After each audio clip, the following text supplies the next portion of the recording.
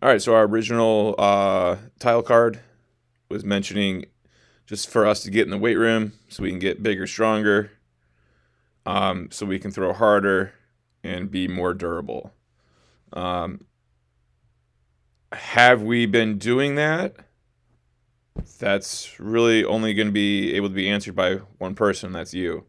Um, are we eating more than we have? Do we weigh more than we have? Are we lifting heavier things than we have been? If we're not testing and checking those on the regular, we don't know. So let's just make sure that we continue getting bigger, eating more, and lifting heavier.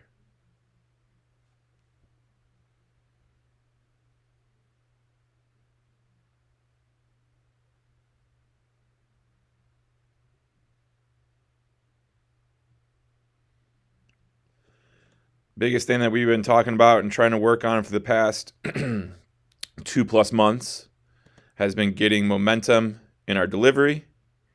So that way we're not going up, we're not going down, and then going out. And as you can see, these two deliveries here, our old obviously is on the right and the new is on the left, look almost identical. So we really have not gained any extra momentum. We have not gotten any extra energy to flow through our delivery. And we're still just kind of bouncing up, falling down, tilting back, and now trying to go forward with whatever energy and time I have remaining left. So if I was you, I'd really get back to the how to gain ground during the leg lift drill, utilizing the YouTube mechanical drills playlist to find that video and be working on it. So that way we can start to throw the baseball harder and harder and harder with less and less effort to do so.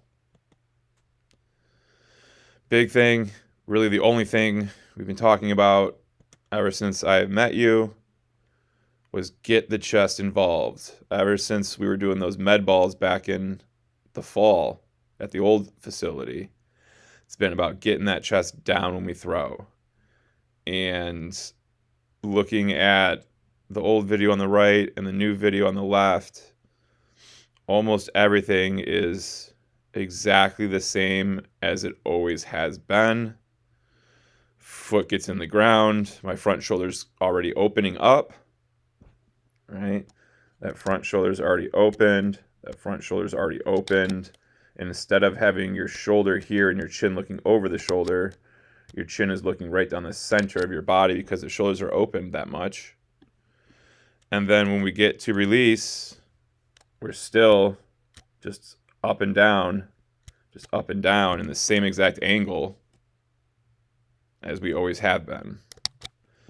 So just because at the end of the throw, not while you're throwing, but just because at the end of the throw, now we hunch over, that has no implication to the throw that we just made. It has no impact on that throw, right?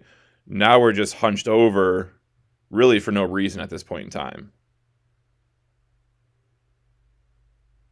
So we really need to get back to those med balls and work on getting that trunk down, throwing that baseball out in front versus just spinning it around. And we'll see here how everything just kind of spins around, including that back leg, just kind of spins around your backside instead of going up and around. And the only reason the back leg would be going up is because the chest would be going down. If the chest does not go down, there's no reason for the back leg to ever go up. And that's why your back leg never does go up. It just drags on the ground all the way around you. We did not have an original video for you because you were not here on week 1. However, we have been talking about things that we can be thinking about and focusing on in our catch play. The one big thing I need for you to see here in these 2 different video clips here is just how drastically different each of these deliveries are. And they were done 1 pitch apart. So just watch the leg lifts and how they're going to be ever so slightly different from one another, especially in terms of just the timing of it, right? One is super, super far in front of the other, and one is super, super far behind the other, right? But yet, we're releasing the ball at the same exact time. That front foot is hitting the ground at the same exact time. So if something in the middle of our delivery and something at the end of our delivery are occurring at the same exact time in two different pitches, then how come the first half of the delivery is not the same, right? Why is this leg lift almost all the way to the, or not all the way, why is this leg over halfway up before this leg lift starts to go, right? That's something for us to be thinking about. That's a lot of different timing that we're going to have to be really good at repeating. And if we're not consistent, our command can't be consistent, right? If our body's movements and our body's timings are not consistent, then our command is not consistent. And as we saw in your bullpen here on this particular day, we were throwing the ball every which direction. So we just need to look for the very first thing is just consistency in our delivery, right? Just like we've been talking about with Alex, once this front foot gets in the ground, we have to rotate ourselves out in front, slamming our chest down, getting our chin towards that target, releasing that ball out in front of us as far as we can. We can see that ball's already out of your hand here, and this is as far as you've gone. Just that much power. The ball is barely getting out in front of your chin at release. And because your chest does not go down when you throw, your back leg never has the need to come up as it's coming also around. Just drags the whole time. And then same thing with you. Weren't here on the first week, so we didn't get your video taken. However, the same thing, we've been talking about many things that we can be working on over the last 2+ months, 2.5 months. Almost actually 3 months at this point, now that I think of it. As that leg's coming up, then that leg's going down, your body has gained no ground to the target. Your leg has gone all the way up, all the way down, and you are still right here. We have no energy flowing towards the target. We have no energy taking us down this mound. We're going to have to brute force this throw, and we do not have a lot of strength to brute force a throw with.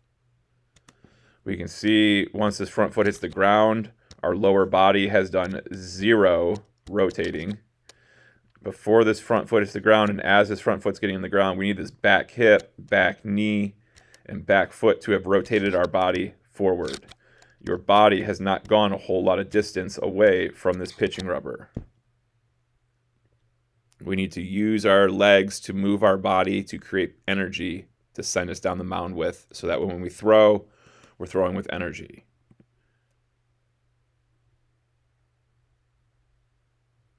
Do we see how much your arm is moving all on its own here? Right? We get to here, release, and now it's just the arm coming across your shoulders. We need those shoulders to continue to rotate, and that's what I mean by we need to continue to rotate through release. Don't just stop these shoulders from rotating here. Let them keep going. Allow that arm to keep going across your body, yes, but allow those shoulders to go some more. That's what I mean when I say finish our throw by rotating.